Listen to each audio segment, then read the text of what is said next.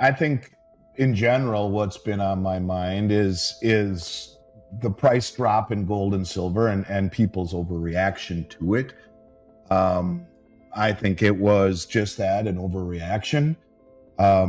You have massive short positions on both COMEX and the LBMA by the commercial banks who had been getting blistered by the continual rise in the price of gold, really, and silver, really engineered by the countries in the global south who have been accumulating gold and silver hand over fist, amongst other commodities too, rare earths and base metals and even soft commodities. But we're seeing a drive to accumulate real things, which is a very dangerous position to be in for a commercial bank who's naked short. On COMEX, in the case of the silver market, short between 750 and 800 million ounces, about a whole year's worth of global mine production. In London, many times that, between 4 and 6 billion ounces short, naked short, paper short, for whatever reason. We've talked a lot about that, the military-industrial complex and the need for silver. Those numbers are irrefutable, yet not calculated in the Silver Institute supply-demand number. Another 260 or so million ounce shortfall between supply and demand for mine supply this year, according to the Silver Institute. And yet you have 8 Western banks shorting the prices the way that they have been. And I think what it really was, this decline. And first of all, let's say the decline was in silver futures. Let's just focus on silver for a moment, and gold futures. But because really it's the futures market, the tail wagging the dog, that controls the price. It should be the other way around. It should be the commodity controls the futures, not the paper futures controlling the commodities. And it's kind of backwards. At least it's mitigated, or it's migrated to that phenomenon, one that may not last forever. In fact, it shouldn't be this way, but it is. And when you have very, very well-heeled banks who have the ability to create a reality through paper contracts, either long or short, it creates some distortions. And those distortions were very real. And I think this big decline in the futures over the past couple weeks was a result of, or a belief, and I think the traders believe that that the people believe that the Trump administration was going to halt the upward trajectory of the irresponsible fiscal policy and the massive federal spending addiction that we have, bringing out Vivek and Elon to trim the fat. And of course, choosing Bitcoin over gold and silver as the next key component to the sovereign reserves, all of which I think is irrational. But they used that irrational exuberance to push the ball down the hill.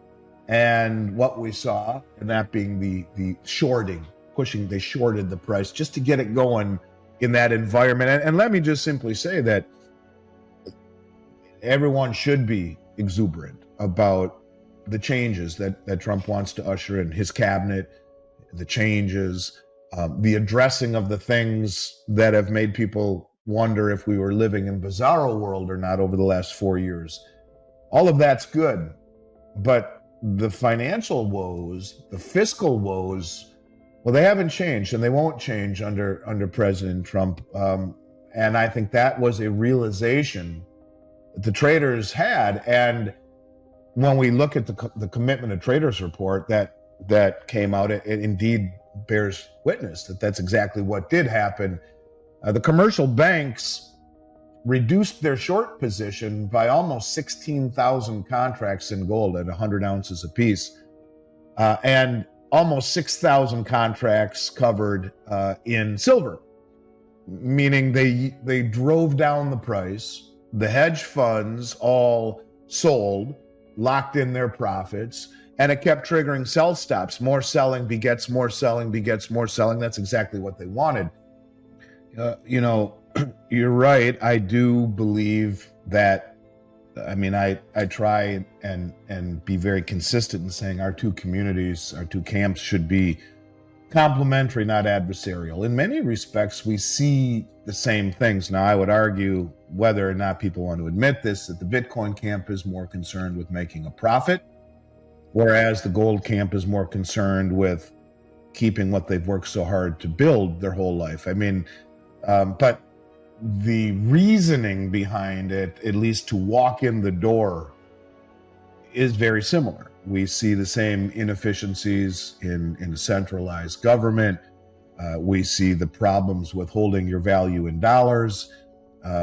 We see alternatives to the system as a way out. And I guess there might be some people who own Bitcoin because they think it's better than holding dollars from a preservation standpoint. It's very volatile, probably not the best place to do that.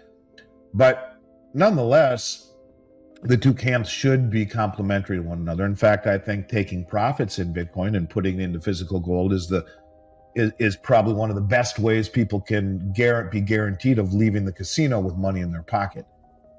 It's no different than every hand you win at the blackjack table. Put a green chip in your pocket, and when you leave at the end of the night, you'll have a pocket full of chips. And that would be my advice to people who own Bitcoin. And I own a very little bit, just enough to say that I won't punch myself if indeed it goes to levels that people think. It's not so outlandish. In a world where Bitcoin is going to be $100,000, why couldn't gold be $100,000? As crazy as that sounds. You take the central bank intervention out of the metals market, who knows where price discovery would be with gold and silver. But let's just do a thought experiment. At roughly $130,000 an ounce, if the Treasury said to the world, any central bank that wants to give us their gold, we'll pay them $130,000 an ounce for it. What the hell does the US government care? We can print that money just like that. And as foolish as that sounds, you offset immediately with the 8,300 metric tons supposedly held by the Treasury, or by the Fed on behalf of the Treasury. It hasn't been audited since 1953, but let's just pretend it's still there.